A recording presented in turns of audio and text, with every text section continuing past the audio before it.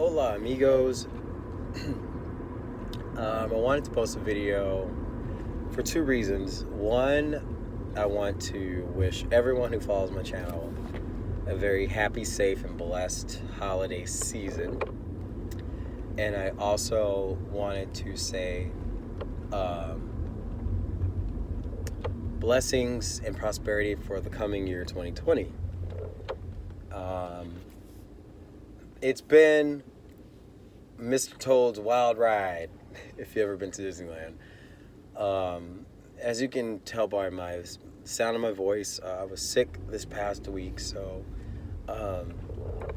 getting over that.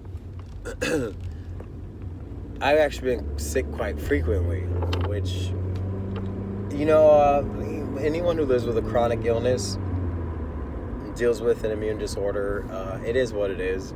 You just have to just roll with it. It's normal to me to be sick quite often, but it's not like I feel awful and sick. It's just a nasal upper respiratory thing. But it was food poisoning on Monday. And it's sad because someone that I knew gave me baked cookies for the holiday. And, lo and behold, they were old and stale. I guess people just like to give me things that they don't want anymore. And that's the whole premise of kind of like this video where I wanted to direct everything is we really don't see things for what they are on the surface, but beneath it all is something else. Like I was speaking to someone today about the true story of Christmas. And it's not really the story of the birth of Jesus. First of all, Jesus Christ is a term for when Christ, the Spirit, had been embedded, had been gotten into, what is it, Yahuwah, that they call him, into Jesus the man. He's gone for 31 years. No one knew where he went. After he was born, he just kind of went away and came back and became this thing. So the other perspective I like to share with people is there's a story about King Mitra. He's a Persian king, and I don't know too much of the story other than they celebrate him for the whole month of December, and he was truly born in December. They celebrate his life at the end of the. It's kind of like backwards. He's celebrated throughout the month, but then they utilize the 25th as, the marker of like an anniversary. You celebrate your anniversary after you've completed the year. But I welcome you guys to Google that, King Mitra. I've said this a while ago too. I got a lot of flack for it because people, they always think that I make stuff up, but it's like you can research all this and it just it speaks for itself, and the lights that reflect off of me don't lie either. So long story short, what I thought was fascinating about King Mitra was that his symbol has seven, if I'm not mistaken, seven horns out of his crown of his head. And when you go to the crucifixion, you kind of see how there's a crown of thorns on his head, too, on Jesus' head. And I was also doing a compare and contrast about the Statue of Liberty, how the Statue of Liberty also has seven horns on the crown, or 7 points of the crown. So it makes me wonder about, America and being the new Babylon, and who does America belong to? Because a lot of things don't make sense. The original Statue of Liberty was a black woman from the South, but then they kind of switched it up, and now it's a green figure with horns. And so that's all I kind of wanted to touch on, was that there's a lot of things out there, holidays and things such as.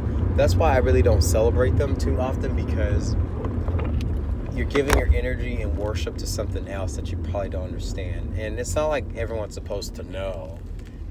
But when I became aware of these things, I was like, ooh, no more Christmas for me. I'll buy my mom something, out of the tradition of giving your appreciation to people. But yeah, no Christmas. New Year's, we gotta think of Chinese New Year as well. Is that a coincidence?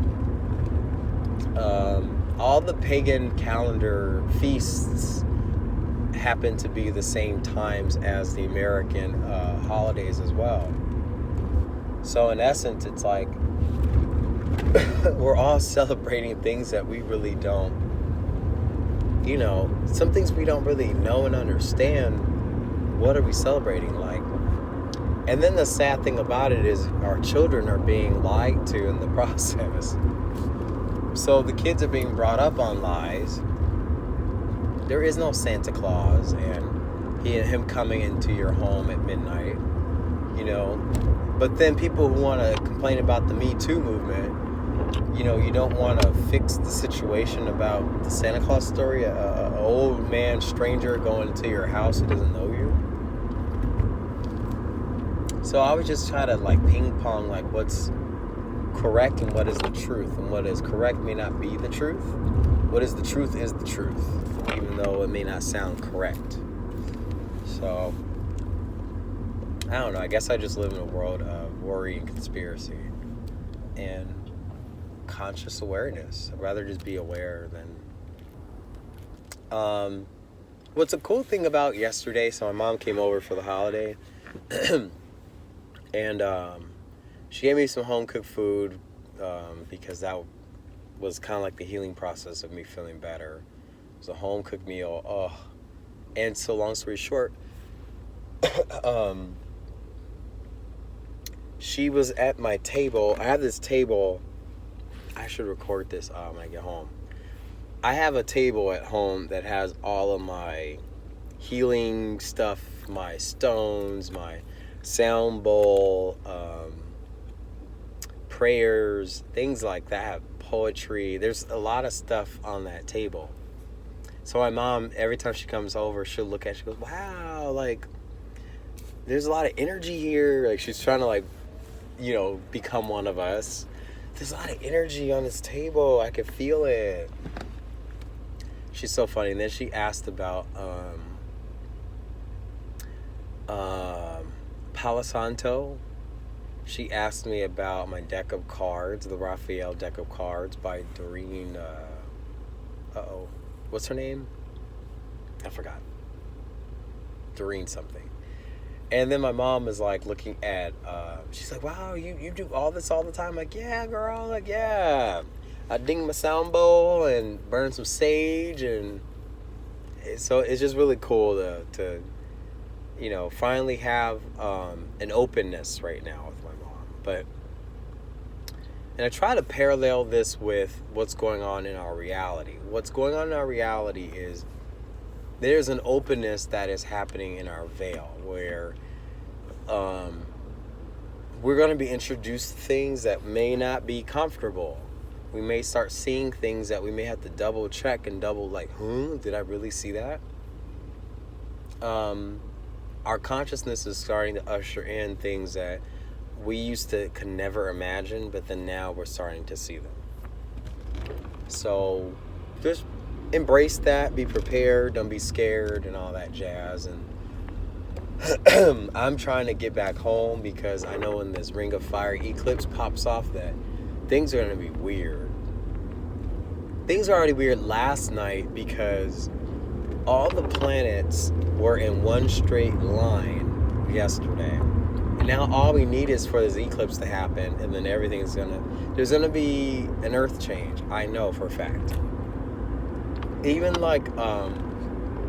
just 20 miles east of where I live by the beach, there was a tornado warning last night by the beach.